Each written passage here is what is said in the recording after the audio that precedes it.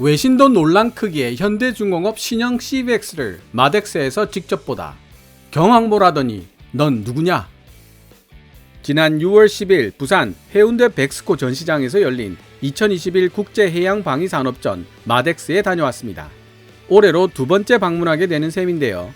처음 방문했던 2019년에는 그냥 신기한 기분으로 보고 다니기만 했지만 KKMD를 진행하면서 그래도 아는 것이 늘어난 덕분에 이번에는 제법 많은 질문을 했고 또 좋은 대답도 많이 들을 수가 있었습니다. 이번 2021 마덱스에서 가장 주목을 받았던 부스는 아마 현대중공업이 아니었나 라는 생각이 들었는데요. 백스코로 들어가던 중에 마침 신인균의 군사TV 유튜브에서 한국형 경항모 6만 톤급 한국형 퀸 엘리자베스로 가나 라는 제목의 영상이 올라왔다는 사실을 알게 되었습니다. 신인균의 군사TV에서 언급된 내용을 정리해보면 다음과 같습니다. 부산에서 열리고 있는 마덱스에서 대우조선해양, 현대중공업이 한국형 항모 설계 모형을 첫 공개하였다. 3만 톤급이 아닌 5만에서 6만 톤급 중형 항모 모형이 등장해 기존 계획과 다른 형태로 가고 있지 않냐는 관측이 있다고 네이버 뉴스가 8일 공개하였다. 현대중공업은 기존 CG와 완전히 다른 대형화된 항모 모형을 공개했는데 영국의 퀸 엘리자베스급과 유사한 대형 비행갑판을 설치하고 아일랜드 형상도 크게 수정되었다. 길이 280m, 만재 6만 톤급 이상일 것으로 추정되고 아일랜드 형상도 대단히 혁신적인 형상이 적용되어 관계자들의 이목을 이끌었다. 이 같은 급진적인 형상 변경은 영국 퀸 엘리자베스급과의 기술 협력이 사실일지도 모른다는 관측을 낳고 있다. 영국 퀸 엘리자베스급은 이번 동아시아 작전 배치 후 영국으로 복귀하면 사출기를 장착하는 카토바 방식으로 개조를 한다고 한다. 우리는 미리 카토바로 해서 영국과 같은 시행착오를 겪을 필요가 없다.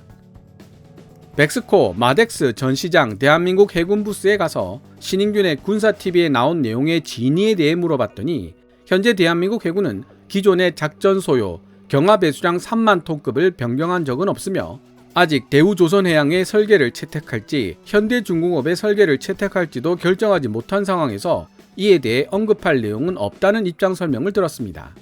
백스코 마덱스 전시장에서 세계적으로 유명한 해군 뉴스 전문지 네이버 뉴스의 자비의 바바살 기자의 얼굴도 볼 수 있었는데요. 아니나 다를까 집에 돌아와서 해외 기사를 검색해봤더니 네이버 뉴스에서 현대중공업의 신형 CVX 디자인을 상세하게 다루는 기사를 게재했습니다.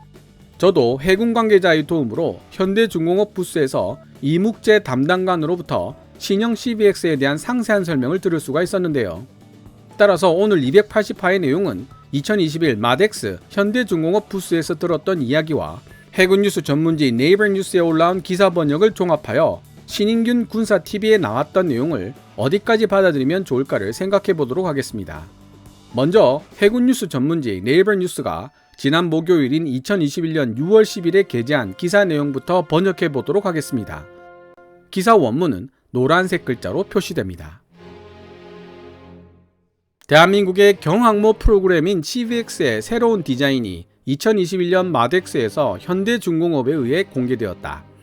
이번에 현대중공업이 제안한 신형 CVX는 현대중공업이 예전에 제안했던 디자인이나 대우조선해양이 현재 제시하고 있는 디자인과는 확연히 다른 형태를 지니고 있다. 현대중공업의 신형 CVX는 경하 배수량 3만 톤 크기인 것으로 알려지고 있다. 그럼에도 불구하고 이 신형 항모는 비행갑판의 폭이 60m, 전체 함선의 길이가 270m에 달한다. 이는 현대중공업의 신형 항모 설계가 이전 디자인보다 비행갑판의 길이와 폭이 상당한 수준으로 확대되었지만 배수량은 예전과 비슷하게 억제되었음을 의미한다. 대우조선해양이 제시한 설계와 비교해보자면 현재 대우조선해양이 제시하고 있는 함선의 전체 길이가 263m, 비행갑판의 폭이 46m 정도인데 반해 현대중공업의 신형 CVX는 길이가 270m로 큰 차이는 없지만 비행갑판의 폭이 60m로 무려 30% 이상 증가했다는 사실을 알 수 있습니다. 전투함 하부를 다시 설계했기 때문에 경하 배수량 3만 톤대를 유지할 수 있었습니다. 우리가 만들었던 이전 버전은 선체가 보다 더 두꺼웠죠. 네이버 뉴스와의 인터뷰에 응했던 한 현대중공업 담당자는 말했다. 그 결과 전투함 내부 용적률을 다소 희생시킬 수밖에 없었지만 재설계 과정에서 함선의 길이를 늘리고 이전보다 더 빠르고 안정적으로 항해할 수 있게 설계했기 때문에 이러한 내부 용적률 감소에서 오는 부정적인 영향력을 최소화시키고 오히려 더 많은 장점을 지닐 수 있게 되었습니다. 이 신형 CVX는 기존 디자인과 마찬가지로 헬기는 물론 F-35B 전투기를 16대에서 20대까지 탑재할 수 있다. 신형 항모에 탑승하는 비행 요원들을 상륙 강습 작전을 수행하기 위한 부대로 전환 배치만 시키면 손쉽게 강습 상륙함으로 활용할 수 있습니다. 필요한 경우 30대 이상의 헬리콥터 운용도 가능하죠. 현대중공업의 신형 CVX는 비행갑판 양쪽에 트윈 아일랜드, 함교와 2개의 항공기 엘리베이터를 갖추고 있다.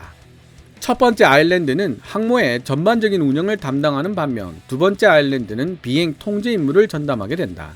게다가 현대중공업의 설명에 따르면 X자 모양으로 설계된 이 신형 아일랜드는 그만의 독특한 장점을 제공한다. X자 모양의 신형 아일랜드는 전투함의 전체 레이더 단면적을 감소시켜주기 때문에 상당한 수준의 스텔스 기능을 제공합니다. 아일랜드의 독특한 형태 덕분에 또한 우리는 CVX의 A사 레이더를 함교 하단부에 설치할 수 있었습니다. 비행작전을 수행하는 항공기들이 수시로 드나드는 비행갑판에서 항공기들에게 방해를 받지 않고 A사 레이더를 정상적으로 작동시키려면 반드시 각도를 기울여서 설치해야만 하는데요. 이렇게 함교 하단부에 설치하게 되면 다수의 센서가 들어갈 수 있는 공간을 함교 상부에 확보할 수 있게 됩니다. 현대중공업 담당자의 설명에 따르면 아일랜드의 독특한 설계는 보다 더 효율적인 비행 통제도 가능하게 한다. 비행 통제 센터는 X모양 함교의 윗부분을 구성하며 덕분에 비행 통제 요원들은 확 트인 시야로 비행갑판을 관찰할 수 있게 된다. 현대중공업이 제안한 CVX 디자인이 가진 또 다른 흥미로운 특징은 바로 무인 시스템에 초점을 맞추고 있다는 것이다. 이 신형 항모는 처음부터 무인 시스템의 운영을 염두에 두고 설계되었다. 전투함 한미 부분에는 수직으로 이륙하는 무인 항공기를 위한 전용 비행갑판이 설치되어 있으며 무인 항공기용 비행갑판 바로 앞에는 한국형 수직발사대 KVLS 16셀이 장착되어 있다. 이 항모는 또한 무인 잠수정 및 무인 수상함 운용을 위한 소형 웰덱도 갖추고 있다. 현대중공업이 제시한 신형 CVX 디자인에 있어 가장 눈길을 끄는 특징은 바로 스키 점프대이다. 담당자는 최근 CVX 프로그램으로 인해 대한민국 내에서 불거진 여러가지 논란을 언급하며 경항모 설계와 관련된 국내 비판 여론을 수용하려 노력한 결과라고 설명했다. 스키 점프대는 F-35B가 완전 무장한 상태에서 좀 더 쉽게 이륙할 수 있도록 도와준다. 담당자는 스키 점프대 덕분에 F-35B의 출격률이 훨씬 높아질 것이라고 말했다. 출격률, 소티 레이트는 바람, 습도 등과 같은 많은 변수에 큰 영향을 받습니다. 스키 점프대를 운영하게 되면 작전 비행을 할 때 이런 기상 조건에 의한 영향을 훨씬 적게 받을 수 있게 됩니다. 거기 더해서 긴 비행갑판과 스키 점프대의 조합은 스토바, Short Takeoff but Arrested Recovery 방식으로 손쉽게 전환될 수 있다는 장점도 가지고 있다. 스토바 방식에 대해 설명하자면 긴 활주로와 스키 점프대를 활용하여 함재기를 이륙시키는 방식입니다. 러시아 및 인도, 중국의 신형 항공모함이 채택하고 있는 방식이죠. 사출기, 캐터펄트를 사용하지 않아도 된다는 장점이 있지만 전투기 이륙을 위해서 반드시 긴 활주로가 필요하고 전투기가 이륙할 때는 동시에 착륙 작업이 이루어질 수 없다는 단점이 있습니다. 따라서 스토바 방식의 항모는 함재기를 최대 탑재 가능 수량보다 일정 부분 줄여서 탑재할 수밖에 없습니다. 우리는 처음부터 앞으로의 발전 가능성을 최대한 고려해서 이 전투함을 설계했습니다. 만약 우리가 항공기 착륙을 위해 필요한 앵글드 덱과 고정 와이어를 설치한다면 본 항모는 스토바 방식으로 운용될 수 있습니다. 그럼에도 불구하고 현대중공업 담당자는 CVX가 사출기, 캐터펄트를 사용하는 카토바 방식으로 전환하기는 어려울 것이라고 강조했다. 캐터펄트 시스템은 운용에 막대한 에너지가 필요하기 때문에 추진체계 자체에 대한 대대적인 개조 없이는 카토바 방식으로의 전환은 사실상 불가능합니다. 스키 점프대가 더 높은 출격률을 보장해주는 최적의 설계인지에 대해 의문의 여지가 있다는 주장도 있다. 대우조선해양 담당자는 비록 현재 대한민국 해군이 요구하고 있는 작전 소요는 아니지만 우리 대우조선해양도 역시 항모에 스키점프대를 추가하는 부분에 대한 연구를 진행하고 있습니다. 라고 네이버 뉴스에게 말했다. 대우조선해양 담당자의 말에 따르면 스키점프대의 가장 큰 장점은 F-35B가 활주로를 짧게 이용하면서 이륙할 수 있다는 점이다. 하지만 스키점프대가 추가되면 비행갑판이 더 혼잡해질 수 있기 때문에 출격률이 반드시 더 높아진다고 해석할 수 있는 것은 아닙니다. 라고 대우조선해양 담당자는 설명했다.